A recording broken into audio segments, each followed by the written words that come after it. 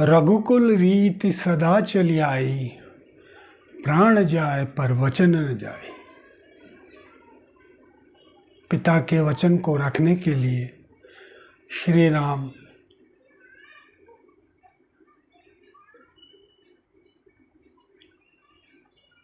चुपचाप बिना कुछ कहे सब कुछ छोड़ छाड़ कर वन को चले गए। जब माता सीता और भाई लक्ष्मण ने जिद की कि हम तो साथ चलेंगे ही चलेंगे, तो केवल उन दोनों को साथ चलने की इजाजत दी। वो सतयुग या त्रेता का युग था। प्राण जाए पर वचन न जाए। एक आज का समय, मैं सामने बैठा हूँ, एक व्यक्ति मेरे सामने कुछ कहता है और 5 मिनट बाद कोई दूसरा आता है, परिस्थिति बदलती है, उसी समय वो मेरे सामने ही वचन को बदल देता है, बात को बदल देता है। बड़ी विचित्र बात। कहाँ हमारा वही देश, वही संस्कृति, वही पूर्वज, वही ऋषि मुनि, वही ज्ञान, जहाँ प्राण जाए पर वचन न जाए, यहाँ वचन तोड़ते समय 2 मिनट नहीं लगते। हाँ, मैं यही कह रहा था, मैं ये नहीं चाहता था इस प्रकार के शब्दों का इस्तेमाल करते हुए बात को तोड़ मरोड़ कर पूरी तरह दूसरी तरफ कर देना आजकल आम बात हो गई है। इसीलिए जब मैं भीड़ भाड़ में जाता हूँ या गैदरिंग्स में जाता हूँ तो मेरा मन भीड़ में रुकने का करता ही नहीं है, क्योंकि मुझे पता है कि अंदर से जो ये लोग बोल रहे हैं, कितनी सात्विकता इनके अंदर है। मैं खुद भी ये नहीं क्लेम करता कि 100% सही हूँ, पर मैं एक्चुअली प्रयास करता हूँ छोटा मोटा कि जहाँ तक हो सके सही हो। मैंने 1000 गलतियाँ की हैं, मैं उसके बारे में बात करना ही व्यर्थ है। बचपन से लेकर अभी तक गलतियाँ ही होती रही हैं। ऐसा कोई साधु नहीं, सन्यासी नहीं जिसने पाप न किए हों। बिना पाप किए कोई साधु बना ही नहीं। ये जीवन का सत्य है। मैं भी, मुझसे भी गलतियां हुई हैं और होती हैं, पर मेरा जो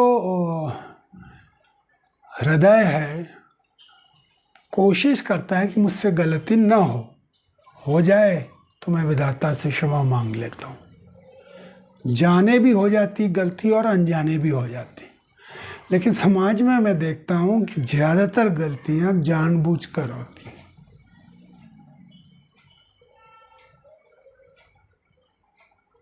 बात मुंह से कुछ और कह रहे हैं, अंदर कुछ और है, होता कुछ और है। ऐसी स्थिति में मेरा बोलने का ही मन नहीं करता। मेरी इच्छा होती कि मुझे ऐसा कोई सत्संग मिल जाए, कोई ज़रूरी नहीं कि सन्यासी मिल जाए, जहाँ पर भाव की शुद्धता हो, भाव प्रमुख हो, जिसमें सत्यता की बात हो, समाज की सेवा की बात हो।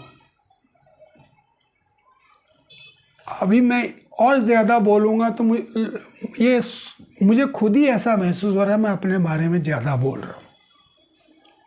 तो इस समय भी मुझे ग्लानि महसूस हो रही है अंदर से कि मैं इस तरह की बातें कर रहा हूँ, पर हृदय से मैं बात कर रहा हूँ कि मुझे ऐसा वातावरण चाहिए जहाँ पर सत्य को महत्व अधिक दिया जाता हो, सेवा को महत्व अधिक दिया जाता हो, भगवान के चरणों में जो प्रेम होता है उसको ज़्यादा अधिक महत्व दिया जाता हो, समाज में या घर में या रिश्तेदारों में आपस में प्रेम को अधिक महत्व दिया जाता हो, वो स्थिति मुझे ज़्यादा पसंद है। इसमें से भले ही मुझे कुछ मिले या ना मिले, मिलेगा ज़रूर। अगर आप सात्विक या सत्संगी हैं या सत्संग में हैं तो आपको निश्चित रूप से अच्छा फल मिलेगा, मीठा फल मिलेगा।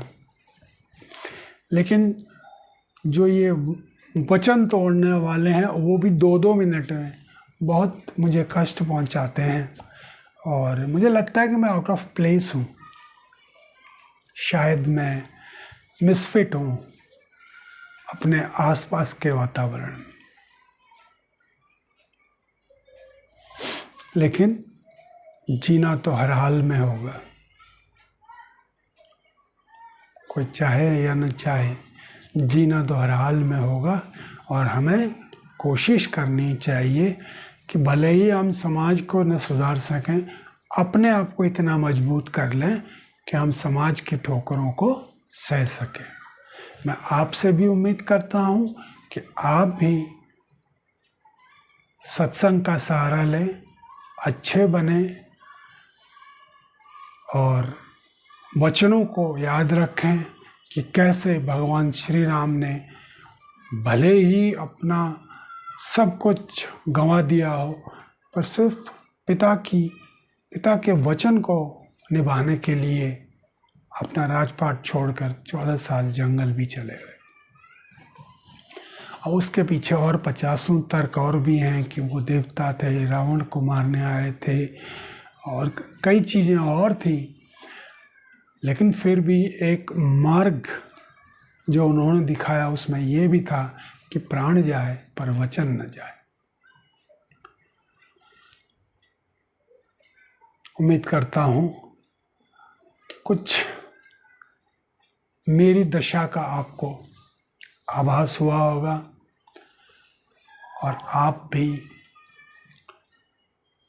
अपने आप को बलशाली बनाएंगे ताकि आप समाज के जो थपेड़े हैं उनको सह सकें और उत्तम एवं श्रेष्ठ मार्ग का अनुसरण कर सकें।